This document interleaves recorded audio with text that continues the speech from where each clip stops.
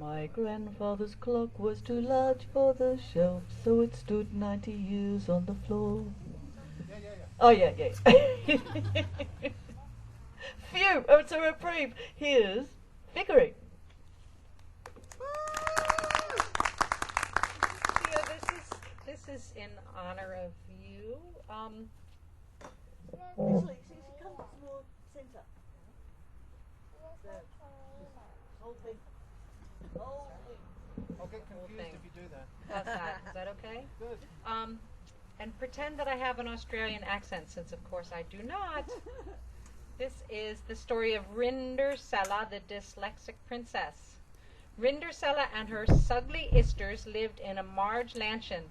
Rindersella worked very hard, frubbing sclores, emptying pos pits, and shiveling shot.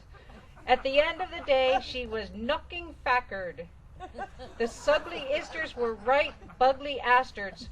One was called Mary Hinge, and the other was called Betty Swallocks. They were really horrible uckers and had fetty sweet and fetty swannies. The sugly isters had bickets to go to the tall, but the cotton runts wouldn't let Rindersella go.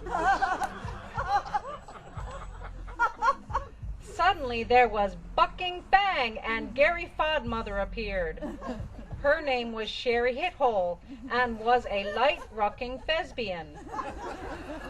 She turned a pumpkin and 6 mite whice into a hucking huge farage, with 6 dandy ronkies who had buge hollocks and dig bicks. The Gary Fodmother told Rindersella to be back by dim night, otherwise there would be a cooking calamity. At the ball, Rindersella was dancing with the Pransome Hints, when suddenly the clock struck 12. "For suck's fake!" yelled Rindersella, as she ran out, tripping bars over ollocks and dropping her slash glipper. Next day, the Pransome Hints knocked on Rindersella's door, and the sugly ister let him in. Suddenly, Betty Swallocks lifted her leg and let off a fig Bart.